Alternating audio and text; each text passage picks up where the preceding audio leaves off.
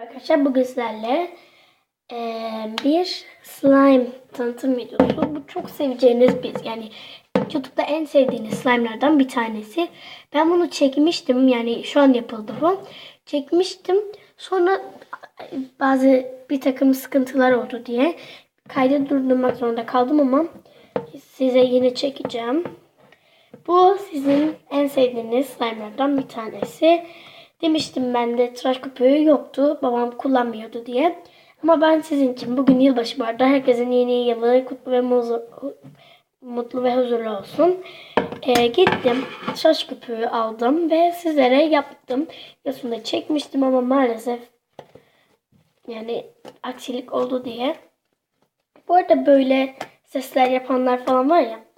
Onu yapmak için bir gün dinlendiriliyor. Mesela o gün gördüğünüzde bir gün dinlendiriyor slime'ı. Ona göre o çıkıyor. Mesela şu an çok az çıkıyor. Bir gün dinlendiğinde daha fazla çıkacak. Mesela slime kapalı kutuda dinlendiriyoruz.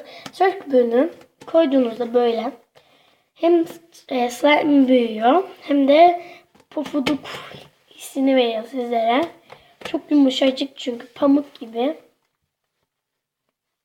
Böyle. Arkadaşlar burada yılbaşı hediyelerim diye bir video çekmek istiyorum ama yani bu gece isterseniz şimdi de çekebilirim ama maalesef ne bileyim. Çok fazla yılbaşı hediyesi alınmadığı için ama normalde alacaklardı. Firmaya gidip ben yani marketimize gidip ben kendim de alacağım. Arkadaşlar hediyelerimi ama çok az, yani bazıları dün ve için bazılarını açtım arkadaşlar. Ama açmadıklarım da var. Bir tane var açmadığım. Çünkü çoğu dün verildi. Burada bunu bir gün beklettiğinizde kapalı kutuda sabah kalktığınızda bildiğiniz böyle üstüne köpükler oluşuyor ve o ses bayılıyorum ben. Böyle falan yaptığınızda.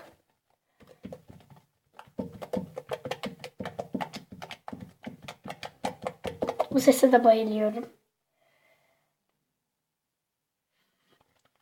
Dediğim gibi hem tıraş köpüğü kıvamını dolgunlaştırıyor, pofuduk hissi veriyor, hem de sayımız çoğalıyor. Mesela benim kullandığım tutkal çok azdı arkadaşlar ve tıraş köpüğü koyduğumda çok fazla oldu. Çok güzel sesler. Hem boraksın kokusu, sayma koyuyoruz ya. Boraksın kokusu zaten kötü. Bir de boraksın çok kötü oluyor. Ve böyle kullanınca iğrenç bir his veriyor ama bunu kokladığınızda tıraş köpüğünün kokunu veriyor size ve gerçekten daha iyi oluyor. Evet arkadaşlar, benim videom bu kadardı. Diğer videolarımı izlemek için, haberdar olmak için abone ol butonunun yan tarafında zil butonu var. Ona basıp bana bildirimlerim size gelecektir ve bana abone olmayı da unutmayın. Like'lamayı unutmayın.